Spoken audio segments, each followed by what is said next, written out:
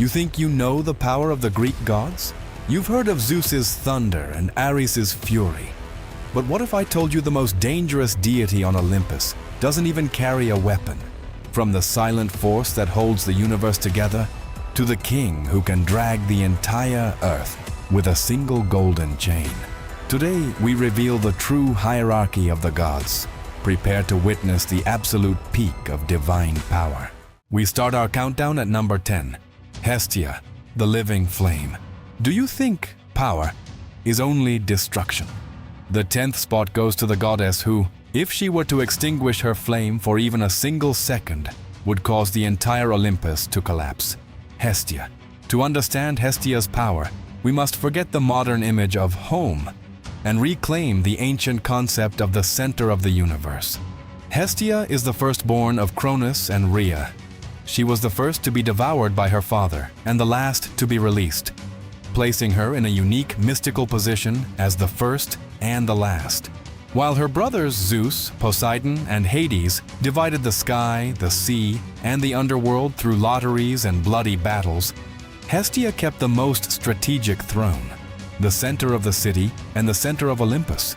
Her power is cohesion. Imagine Olympus as a machine filled with volatile, violent, and selfish deities.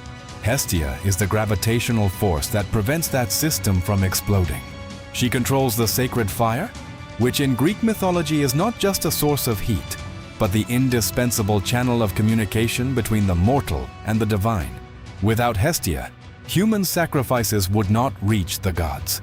She has the power to disconnect any god from their source of worship. Her authority is as silent as it is absolute. She is the only deity who has never been deceived, never been humiliated, and never lost a dispute, simply because her existence is necessary for the laws of reality to function. She represents immutability. While everything in the universe changes, Hestia remains. In ancient Greece, no city was considered founded until Hestia's fire was lit in the Prytaneum. Because she is the soul of civilization, her power lies not in attack, but in absolute permanence. A force that even Zeus fears to disturb, because she is the root of his own family and the support of his throne. Despite her low profile, Hestia holds the privilege of the first, an honor that technically places her above the standard hierarchy. When the powerful Poseidon and Apollo attempted to claim her hand, Olympus was on the verge of fracturing into a total civil war. Hestia, to protect the cosmic order, rejected both and swore eternal chastity upon the head of Zeus. In gratitude, Zeus decreed that Hestia would receive the first sacrifice of every banquet and every public ritual. This means that in any ceremony, before invoking Zeus or any other warrior, Hestia must be honored. She does not need a weapon because she is the owner of the peace that allows the other gods to remain gods. Moving fast to number 9, we find Hermes, the universal messenger. Many see him as a simple messenger with winged sandals. But Hermes is the only god who possesses the power to enter and exit death at will. The true power of Hermes lies not in physical strength, but in his omnipresence and his ability to break the rules of reality. As the son of Zeus and the nymph Maia, Hermes is the god of boundaries, travel, and transitions. While most gods are confined to their own realms, Zeus to the sky, Poseidon to the sea, and Hades to the underworld, Hermes is the only being in all of existence who holds a universal pass. He is the psychopomp, the guide of souls. His authority is so vast that he is the only one capable of descending into the darkest depths of Hades and returning to Olympus without suffering consequences or asking for permission. His mastery over communication and language makes him the architect of divine diplomacy, but also the most dangerous manipulator. Hermes controls cunning, métis. He is the god who invented the lyre, the alphabet, numbers, and weights and measures. Basically, he created the tools with which civilization is built. His speed is not just physical, it is mental. He can deceive the most brilliant mind and rob a god right before their eyes. He represents the power of absolute freedom. No one can imprison him, no one can hide secrets from him, and no one can track him if he doesn't want to be found. In mythology, Hermes is the free agent of the universe, the executor of Zeus's desires, and the mediator in conflicts that could destroy the cosmos. If Hermes decided to stop performing his function, the flow of souls would halt, communication between gods and men would die, and the system of exchange that keeps the world alive would collapse. Despite his charismatic image, Hermes possesses a terrifying object, the caduceus. Although it is associated with medicine today, it was originally a magic wand capable of putting mortals to sleep or waking the dead. With it, Hermes can manipulate the consciousness of any living being. But most impressive of all is that, as a newborn only a few hours old, Hermes managed to steal the sacred cattle of Apollo himself. To avoid being caught, he made the cows walk backward and crafted giant sandals for himself to hide his tracks. When Apollo found him, Hermes not only denied the theft with an eloquence that left Zeus stunned, but he ended up convincing Apollo to trade the cattle for the lyre he had just invented. From that day on, even the sun god recognized that Hermes' wit is a force as unstoppable as the most powerful lightning bolt. At number 8, the forge ignites for Hephaestus, the divine smith. He doesn't need to fight on the front lines. Hephaestus is the god who builds the weapons that decide who lives and who dies in the wars of Olympus. Hephaestus is the god of fire, metallurgy, and engineering, but his true nature is that of a technological creator without limits. Unlike the other gods who were born with beauty and perfection, Hephaestus was rejected and cast out from Olympus by his own mother, Hera, because of his lameness. However, he transformed that pain into a creative genius, capable of subduing divinity itself. His power resides in his mastery over matter. He is the only one capable of harnessing volcanic fire to forge objects that alter reality. His influence on the cosmic balance is absolute, as he is the master of the divine technology that keeps the big three in power. While the ancient Cyclopes originally created them, Hephaestus is the only one capable of maintaining and perfecting the legendary arsenal. Zeus's thunderbolt, Poseidon's trident, and Hades' helm of darkness. Basically, Hephaestus holds a monopoly on the universe's weaponry. Without his forge, Zeus would not be king, and Olympus would be vulnerable. But his power doesn't end with weapons. He built the bronze palaces of all the gods, the arrows of Apollo and Artemis, and even the armor of Achilles. Hephaestus embodies the power of the mind over brute force. While other gods rely on their lineage, he relies on his ingenuity. He is the master of technique, techne, a force that can create eternal beauty or tools of mass annihilation. What almost no one knows is that Hephaestus was history's first artificial intelligence engineer. Thousands of years before modern robotics, he crafted the Golden Maidens, automata with the appearance of young women who possessed their own thoughts, voices, and strength, programmed to assist him in his forge. He also created Talos, the bronze giant that protected Crete, considered the first autonomous robot in mythology. He was even the creator of the first human woman, Pandora, whom he forged from clay with such perfection that he managed to deceive all of mankind. Hephaestus doesn't just manipulate metal, he is capable of imitating life itself through technology, a power that terrified the ancient Greeks as much as it amazes us today.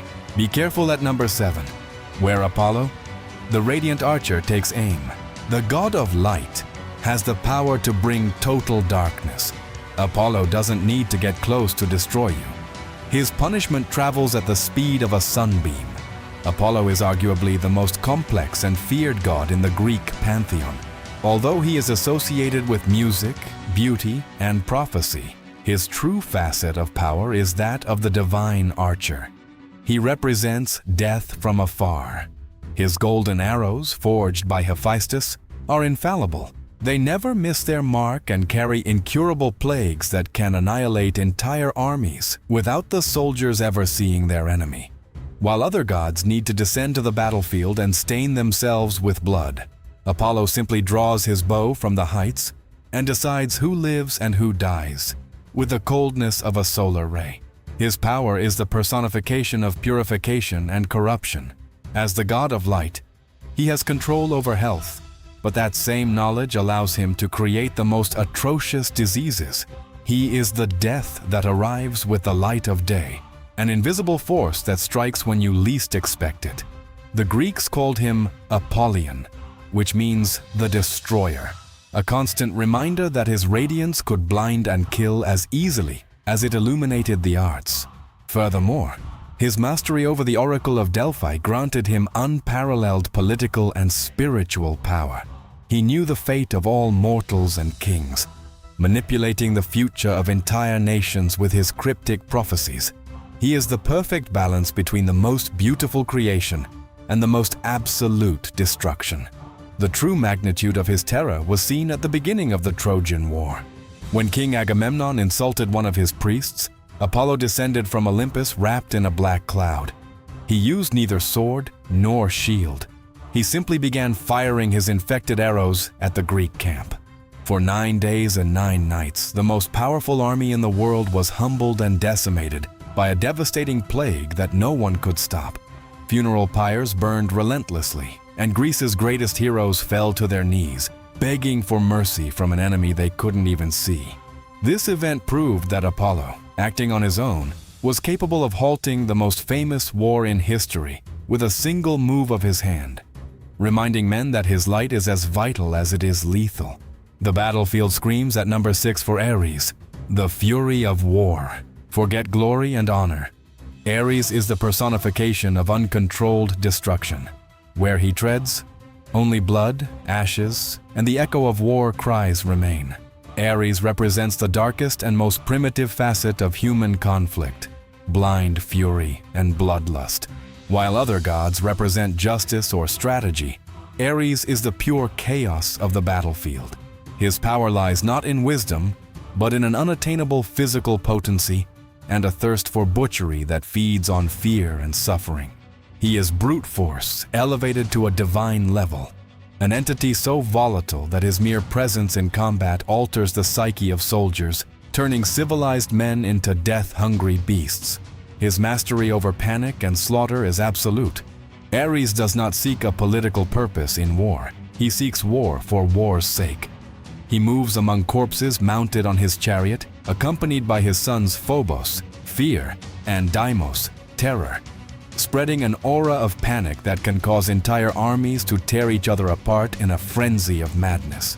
Although the Greeks preferred Athena's elegance, they deeply feared Ares because they knew that when reason failed, he was the one who took control.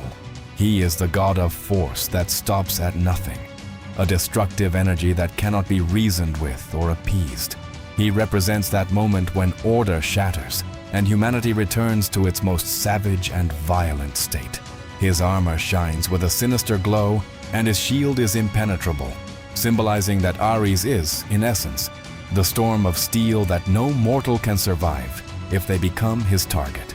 The true scale of his terrifying power is described in the Iliad, during the bloodiest moments of the Trojan War. It is said that when Ares was wounded and forced to retreat, he let out a battle cry so harrowing and potent that it sounded like 10,000 men screaming at once. The roar was so massive that it shook the foundations of the earth and deafened both armies, halting the combat out of sheer auditory terror.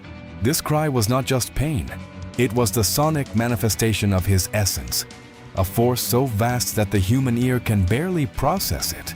Although the other gods called him the most hated on Olympus, this fact reveals that his vocal and energetic power is so overwhelming that a single shout of his has more impact than the deployment of an entire army. Stepping into the top 5, we have the brilliance of Athena, the master strategist. Real power isn't just knowing how to strike, but knowing exactly where to do it so the enemy never rises again. Athena is the mastermind who has never known defeat. Athena is the personification of strategic intelligence and just war, placing her at a level of power far superior to that of Ares. While other gods rely on fury or brute force, Athena uses tactical wisdom to manipulate the fate of battles before the first soldier even draws his sword. Her origin already marks her supremacy. She was born from the head of Zeus, fully armed and letting out a war cry so potent that the entire cosmos ground to a halt. She represents not only war, but civilization, justice, and the ingenuity that allows humans to overcome beasts and monsters. Her mastery over war is absolute because she is undefeated. Athena is the protector of the greatest heroes, such as Odysseus and Heracles, gifting them not only with strength but with the cunning necessary to conquer the impossible. Her presence on the battlefield inspires discipline and courage, transforming chaos into order. She holds a unique authority on Olympus. She is Zeus's primary advisor, and the only deity to whom the king of the gods entrusts the use of his most sacred and destructive weapon, the thunderbolt. Athena does not need to seek out conflict, but when she enters one, her victory is mathematical. She represents the power of mind over matter, a force that can design impenetrable defenses or find the hidden weakness in the strongest god. She is the guardian of law and order, and her wrath, though less frequent than that of her siblings, is cold, calculated, and final. The object that symbolizes her terrifying power is the aegis. It is no ordinary shield. It is an artifact forged by Hephaestus and covered with the skin of the goat Amalthea, who nursed Zeus. In its center, Athena placed the head of the Gorgon Medusa, given to her by Perseus. When Athena shakes the aegis in the heat of combat, the Gorgon's face petrifies mortals with terror, and even causes other gods to recoil. This shield doesn't just block physical attacks, it emits a frequency of pure panic that nullifies the opponent's will. In mythology, it is said that when Athena dons the aegis and enters combat, even the god of war, Ares, has ended up fleeing the battlefield, humbled by the superiority of the warrior maiden. At number 4, everyone bows to Hera, the Iron Queen. The true authority of Olympus doesn't always carry a lightning bolt in hand. The 4th spot goes to the Queen, whose wrath has haunted gods and heroes for centuries. Hera. Hera is not just the goddess of marriage. She is the sovereign queen, the woman who shares the highest throne in the universe, and whose authority is nearly equivalent to that of Zeus. Her power lies not in physical strength, but in her ability to manipulate reality, fate, and the will of the immortals themselves. As the daughter of the Titans Cronus and Rhea, Hera possesses a lineage of pure ancient power. Her dominion over the sky and clouds allows her to influence the weather, but her true weapon is the curse. Hera's wrath is legendary for being relentless, cold, and eternal. Once she marks an enemy, there is no place on earth or in heaven where they can hide from her vengeance. Her political influence on Olympus is so vast that even Zeus, the king of the gods, has had to back down before her intrigues. Hera controls the very structure of divine and human society. She decides who is worthy to rule and who deserves to fall into absolute disgrace. She does not need to descend to the battlefield because she has messengers, monsters, and the ability to cloud the minds of the strongest heroes at her disposal, as she did with Heracles, driving him into total madness. She represents the power of institution and law, a force that punishes betrayal with a severity that makes the other gods tremble. Her presence commands a respect that borders on panic, for everyone knows that Hera never forgets an offense and that her patience for planning the downfall of her enemies is infinite. She is the queen who holds the crown of the world, and her will is a chain that can imprison even the most powerful. What demonstrates the true magnitude of her power is that she once led a total rebellion against Zeus. She convinced Poseidon, Athena, and other Olympians to chain the king of the gods while he slept, stealing his thunderbolt and leaving him completely defenseless. They were millimeters away from overthrowing him and changing the order of the universe forever. Although the plan failed at the last moment due to the intervention of the giant Briareus, this event made one terrifying fact clear. Hera is the only deity with the strategic capacity and charisma sufficient to organize a coup d'etat on Olympus. Since that day, Zeus never underestimated his queen again, knowing that she is the only one with the power to snatch the throne from the inside. Entering the legendary Big Three at number 3 is Hades, the unseen king. The wealthiest being in the world doesn't live on the surface. The third spot goes to the god who owns everything that has died and everything the earth hides. Hades is the lord and master of the underworld, a realm that is not just a place of punishment, but the inevitable destination of every living being that has ever walked the earth. His power is the most stable and vast in the entire cosmos. While other gods fight over temporary devotees, Hades' army and population grow every second with every life that is extinguished. He is the Zeus of the dead, and his authority in his domains is so absolute that not even the king of Olympus dares to interfere with his laws. Hades represents finality. What enters his kingdom under no circumstances ever leaves. His power lies not only in souls but in the control of the earth's mineral riches, which gives him the name Pluto, the wealthy one. He is the owner of gold, silver, and gems, controlling the economy of the mortal world from the shadows. Unlike his brother Poseidon, Hades is cold, calculating, and extremely just in his implacability. He possesses infinite patience, for he knows that time is his ally, and that in the end, all gods and mortals will finish under his jurisdiction. His presence instills a fear so deep that the ancient Greeks did not even dare to pronounce his name, striking the ground with their hands when praying to ensure he heard them. Hades does not need to seek out conflict. He is the owner of the final word in the story of any hero. Hades' most feared weapon is neither a spear nor a sword, but the Helm of Darkness, Kuni, forged by the Cyclopes during the Titanomachy. This artifact doesn't just make him invisible. It allows him to move like a shadow through any physical barrier, and most terrifyingly, grants him the power to instill paralyzing terror into the hearts of his enemies. It is said that when Hades wears the helmet, he can walk among entire armies and they will crumble from blind panic, without even knowing the god of death is standing right in front of them. It was this helmet, and not Zeus's lightning, that allowed the gods to infiltrate the Titans' camp to steal their weapons and win the war for the universe. The earth trembles at number 2 for Poseidon, the Earth Shaker. The entire world is supported by his realm, and a single strike of his trident is enough to sink entire continents into oblivion. Poseidon is not just the god of the sea, he is the Earth Shaker, a deity of physical and elemental potency that directly rivals that of Zeus. While his brother rules the sky, Poseidon dominates 70% of the planet, controlling not only the abyssal depths, but also the tectonic forces that hold the continents. His temperament is as unstable and dangerous as the ocean itself. He can shift from absolute calm to a destructive fury that erases civilizations in a matter of seconds. His power is the force of nature in its wildest and most unstoppable state. Poseidon's weapon, the trident, forged by the Cyclopes, is no simple spear. It is a scepter of seismic control. With it, Poseidon can trigger massive tsunamis, open cracks in the Earth's crust, and cause springs of water or poison to gush from the depths. During the Gigantomachy, he demonstrated his scale of power by tearing off a piece of the island of Kos and throwing it onto a giant to crush him, thus creating the island of Nisiros. His authority extends to all beings that inhabit the water and to horses, creatures he created from the foam of the waves.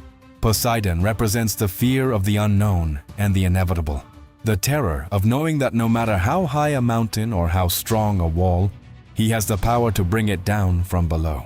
He is the second in command of the universe, and on more than one occasion, he has challenged Zeus's sovereignty, proving that his throne is subordinate to no one. Despite his image as a warrior, Poseidon possesses a terrifying creative power. The ancient Greeks believed that every time an earthquake occurred, it was not a natural phenomenon, but Poseidon striking the ground with his trident because he was dissatisfied. But the most shocking fact is that ancient sailors, in an attempt to appease his wrath and prevent the sea from swallowing them, performed extreme sacrifices.